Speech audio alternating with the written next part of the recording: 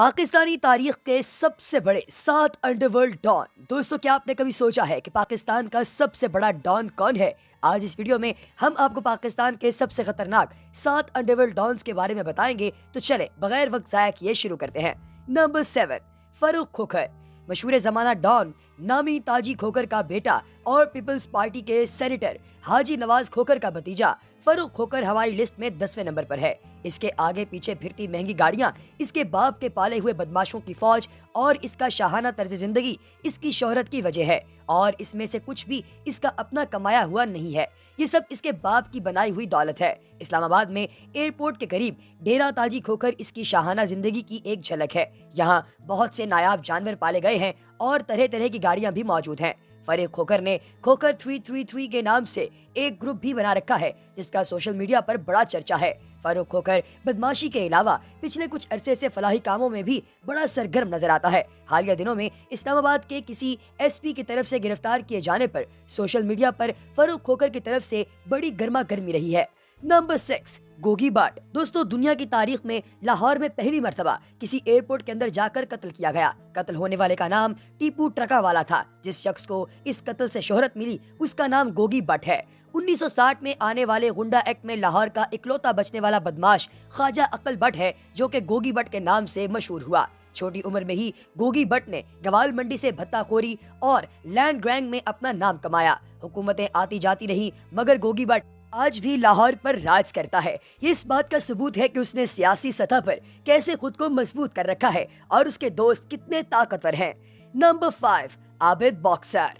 یہ کسی تعارف کا محتاج نہیں ہے، اس کی وجہ شہرت میاں شہباز شریف کا انکاؤنٹر اسپیشلسٹ ہونا تھی۔ 90 کی دہائی میں یہ پنجاب پولیس میں نوکری کرتا تھا اور اسے یہ نوکری سپورٹس کوٹے پر ملی تھی۔ یہ ایک باکسر تھا۔ عابد باکسر کا اصل نام عابد حسین قریشی ہے۔ یہ اپنے انکاؤنٹرز کی وجہ سے مشہور ہوا۔ اس پر وقت کے چیف منسٹر میاں شہباز شریف کی نظر پڑی اور میاں شہباز شریف نے عابد باکسر کو ایک عرصے تک اپنے ذاتی دشمنی جتنے بھی لوگ تھے ان سب کو ٹھکانے لگانے کے لیے استعمال کیا۔ یہ وہ دور تھا جب پنجاب میں عابد باکسر کا نام ڈر کی علامت سمجھا جاتا تھا۔ کچھ عرصے بعد میاں شہباز شریف کو بھی یہ احساس ہوا کہ عابد باکسر کو بہت زیادہ استعمال کر لیا ہے، اب یہ ہمارے لیے خطرناک ہے۔ دوسری طرف عابد باکسر بھی یہ بھانپ گیا تھا کہ اب شریف خاندان اس کو مروا ڈالے گا، اس لیے وہ پاکستان سے بھاگ گیا۔ عابد باکسر کو انٹرپول کی مدد سے گرفتار کر کے پاکستان بھی لایا گیا اور ان پر کیسز بھی چل رہے ہیں۔ یہ میاں شہباز شریف کے خلاف وعدہ معاف گواہ بن چکے ہیں۔ کچھ خبروں کے مطابق جوانی میں انہیں سٹیج کی شان نرگس سے پیار ہو گیا تھا۔ نرگس نے ان سے وعدہ کیا تھا کہ وہ کبھی مجرا نہیں کرے گی، مگر پیسے کی تڑپ نے اسے پھر ناچنے پر مجبور کر دیا۔ اس بات کا عابد باکسر کو پتا چلا تو انہوں نے ساری دنیا کے سامنے نرگس کی سرعام ٹنڈ کر ڈالی۔ نمبر 4، عزیر بلوچ۔ پاکستان کے سب سے بڑے مافیا کی لسٹ میں نمبر 4 پر ایک بہت ہی ڈرامیٹک کریکٹر آتا ہے۔ عزیر بلوچ کا پورا نام عزیر جان بلوچ ہے۔ یہ زرداری دور حکومت میں ہونے والے لیاری گینگ وار کا سب سے بڑا فگر ہے۔ اس کی کہانی اور عابد باکسر کی کہانی بہت زیادہ ملتی جلتی ہے۔ عزیر بلوچ پولیس میں بھرتی ہونا چاہتا تھا اور اس کے لیے اس نے بہت زیادہ ٹیسٹ بھی دیے۔ ٹیسٹ میں اس نے نشانہ بازی میں ٹاپ کیا۔ یہ پولیس والا بننا چاہتا تھا مگر سندھ کے کرپٹ سسٹم نے اس کے لیے کچھ اور ہی فیصلہ کیا۔ 2003 میں اس کے والد فیض محمد اور فیضو ماما کو ارشد پپو گینگ والوں نے اغوا کر لیا اور بھتہ مانگا۔ عزیر بلوچ بھتہ نہ دے پایا اور اس کے باپ کو بہت تکلیفیں دینے کے بعد قتل کر دیا گیا۔ عزیر بلوچ بدلے کی آگ میں جلنے لگا۔ پہلے اس نے کورٹ کیس کر کے انصاف چاہا جو کہ نہ ملا، پھر اس نے خود کا ایک گینگ بنا لیا۔ 6 سال تک لڑائی لڑنے کے بعد 2009 میں اس نے ارشد پپو اور اس کے بھائی کو پکڑ لیا۔ خبروں کے مطابق عزیر بلوچ نے ان کے سر تن سے جدا کر کے ان کی لاشوں کو سارے لیاری میں گھسیٹا اور ان کے سروں سے فٹ بال کھیلی۔ زرداری اور اس کے خاندان نے اسے ایک عرصے تک اپنے دشمنوں کو اٹھا کر قتل کرنے کے لیے استعمال کیا، جیسے شریف فیملی نے عابد باکسر کو استعمال کیا تھا۔ اسے احساس ہوا کہ جتنا اسے استعمال کر لیا گیا ہے اب اسے مروا دیا جائے گا اور یہ ایران بھاگ گیا۔ جنوری 2016 میں اسے انٹرپول کی مدد سے گرفتار کر کے پاکستان واپس لایا گیا اور یہ پیپلز پارٹی کے خلاف وعدہ معاف گواہ بن چکا ہے۔ دوستو، آپ کیا سمجھتے ہیں کہ اس کی گواہی دینے سے زرداری خاندان کو کچھ فرق پڑے گا یا نہیں؟ کمنٹ سیکشن میں یس اور نو ضرور لکھیے گا۔ نمبر 3، الطاف حسین۔ الطاف حسین کسی تعارف کے محتاج نہیں۔ جتنے بے گناہ لوگوں کے قتل کا الزام الطاف حسین پر ہے اتنے تو شاید کسی غیر مسلم نے بھی نہ کیے ہوں۔ خیر، ان کے مسلمان ہونے کا بھی کوئی کنفرم نہیں۔ الطاف حسین ایک ایسے طبقہ فکر کو لیڈ کرتے ہیں جو کہ برِ صغیر پاک و ہند کی تقسیم کی آج بھی مخالفت کرتے ہیں۔ پاکستان بنے 70 سال ہو گئے، ان لوگوں کی 2 نسلیں پاکستانی ہیں، یہاں ان کے بزنسز ہیں اور آج بھی یہ اپنے آپ کو مہاجر کہتے ہیں۔ الطاف حسین پر پاکستان بھتہ خوری اور کڈنیپنگ، قتل، کرپشن اور غداری کے مقدمات چل رہے ہیں اور برطانیہ میں بھی ان پر منی لانڈرنگ کا ایک کیس چل رہا ہے۔ الطاف حسین ایسا درندہ ہے جو اپنے پارٹی کے لوگوں کو بھی نہیں بخشتا۔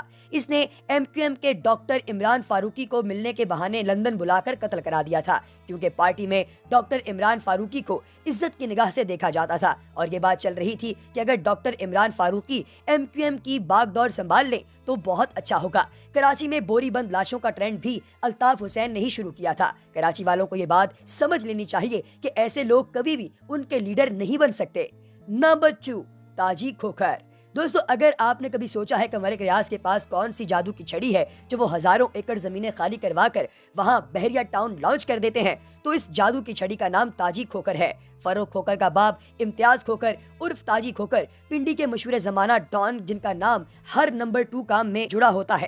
دوستو، اسلام آباد ایئرپورٹ کے ساتھ ان کا ڈیرا تاجی کھوکھر کے نام سے بہت بڑا فارم ہاؤس ہے، جہاں دنیا بھر کے نایاب جانور اور پاکستان کی سب سے مہنگی کاریں پائی جاتی ہیں۔ ان کے بھائی حاجی نواز کھوکھر پیپلز پارٹی کے سینیٹر رہے اور ہر 2 نمبر کام میں اپنے لاڈلے بھائی تاجی کھوکھر کی ڈال بنتے ہیں۔ تاجی کھوکھر زرداری صاحب کے بھی بہت لاڈلے ہیں۔ انہوں نے خود گولڈ پرنٹڈ AK-47 فروخ کھوکھر کو گفٹ کی۔ یہ لوگ ملک ریاض اور پیپلز پارٹی کی سپورٹ کی وجہ سے اتنے پاورفل ہو گئے ہیں کہ گھر سے نکلیں تو 10 لینڈ کروزر ساتھ نکلتی ہیں۔ پاکستان میں اگر انہوں نے ٹریول کرنا ہو تو ان کا اپنا ذاتی ہیلی کاپٹر بھی موجود ہے۔ نمبر 1، سیٹھ عابد حسین۔ دوستو، ہماری لسٹ میں موجود سب انڈرورلڈ ڈانس سیٹھ عابد حسین کے سامنے چندی چور لگتے ہیں۔ سیٹھ عابد گوال منڈی یا لیاری کے ڈان نہیں، بلکہ ان کے کھیل کا میدان بحیرہ عرب، شپنگ کے خفیہ روش اور سمندر ہے۔ جیسے آپ نے ونس اپون اے ٹائم ان ممبئی میں دیکھا ہوگا کہ اجے دیوگن ایک بہت بڑا اسمگلر ہوتا ہے، اسی طریقے سے ڈاکٹر طاہر بھٹی یہ لکھتے ہیں کہ اسمگلنگ کی دنیا کا بادشاہ سیٹھ عابد حسین ہے۔ چھوٹی عمر میں یہ محکمہ ڈاک میں بھرتی ہوئے یہ بہت تیز انسان تھے۔ انہوں نے بہت جلدی ہی بھانپ لیا کہ ایک محکمہ ڈاک کی گاڑی کچھ خفیہ سامان بھی یہاں سے وہاں پہنچاتی ہے۔ یہ لوگ اسمگلرز تھے اور سیٹھ عابد حسین کی قابلیت سے متاثر ہو کر انہوں نے انہیں اپنے ساتھ ملا لیا اور آگے چل کر سیٹھ عابد دنیا کے سب سے بڑے سونے کے اسمگلر بنے۔ جب پاکستان میں ایٹامک پروجیکٹ شروع کرنا تھا تو امریکہ نے پاکستان میں نیوکلیئر پروسیسنگ یونٹ دینے سے انکار کر دیا۔ یہ سیٹھ عابد حسین تھے جو آسٹریلیا سے سامان اٹھا کر سمندر کے پانی سے ہوتے ہوئے یہ سسٹم پاکستان لائے تھے۔ ان کے بارے میں یہ بھی مشہور ہے کہ بھٹو نے ان کا سونے سے بھرا ہوا جہاز پاکستان کی پورٹ لنگر اندراج ہونے سے روک دیا تھا، جس پر انہوں نے آکسفورڈ میں پڑھتی ہوئی بے نظیر بھٹو کو اغوا کر لیا تھا۔ سیٹھ عابد میکسیمم لیول کے ڈان ہیں اور اسی وجہ سے یہ ہماری لسٹ پر نمبر 1 پر نظر آتے ہیں۔ تو دوستو، آپ کو ان تمام ڈانز میں سے سب سے زیادہ انسپائر کس نے کیا؟ کمنٹ سیکشن میں ہمیں بتانا ہرگز نہ بھولیے گا۔ اگلی ویڈیو تک دیجیے اجازت۔ اللہ حافظ۔